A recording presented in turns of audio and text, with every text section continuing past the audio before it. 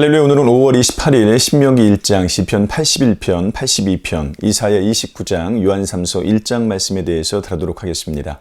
신명기 1장은 모세가 가나안을 앞에 두고 모압 평지에서 설교하는 장면으로 시작되죠. 때는 아모리 왕 시혼과 바산한 옥을 죽인 후입니다. 호렙산에서 하나님께서 말씀하신 일, 각 지파에서 인정받는 자들을 택하여 수령을 세운 일, 가데스바냐에서 정탐꾼을 보낸 일, 그리고 백성들의 불신과 하나님의 진노로 광야를 떠돌게 된 일을 말합니다. 모세가 광야 2세대 앞에서 광야를 회상하는 이유는 분명합니다.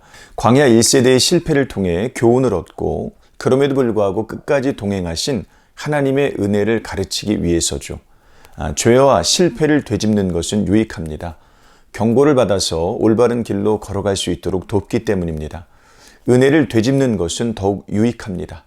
그 길을 걸어갈 수 있는 힘을 얻기 때문이죠. 시편 81편은 과거를 돌아보며 하나님에 관한 교훈을 얻습니다. 하나님은 애굽 땅을 치셔서 이스라엘을 구원하셨습니다. 무리바에서는 물을 내어 목마른 백성들이 해갈하도록 하셨습니다. 이것을 통해 하나님께서 이스라엘의 하나님이 되심을 가르치고자 하셨죠.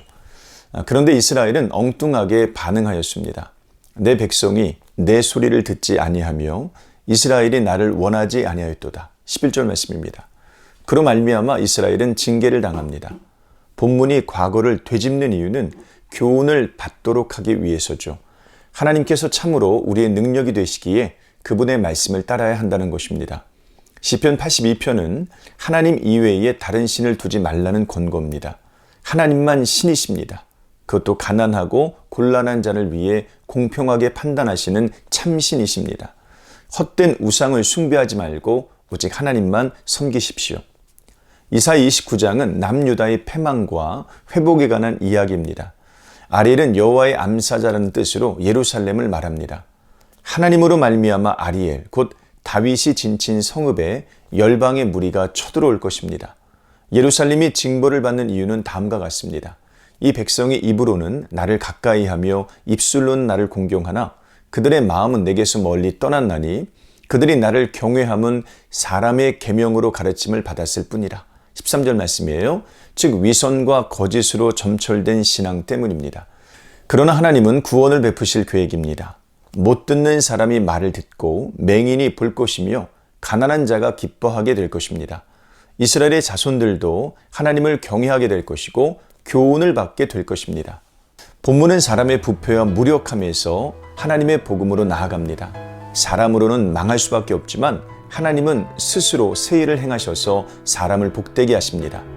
요한3서 1장은 형제들을 영접하고 악한 자를 내쫓으라고 가르칩니다. 요한은 교회의 성도를 나그네라고 표현하여 이 세상에서 나그네 된 자, 곧 형제들을 친절하게 영접해야 됩니다. 진리를 위하여 함께 일하기 때문입니다. 반면에 교만하여 형제를 영접하지도 않고 영접하고자 하는 자까지 쫓아내는 자는 징계해야 됩니다. 교회는 악한 것을 본받지 말고 선한 것을 본받아야 하는데 그러기 위해서는 올바른 분별력이 필요합니다. 오늘 하루도 이런 삶 사시기를 주님의 이름으로 축복합니다. 고맙습니다.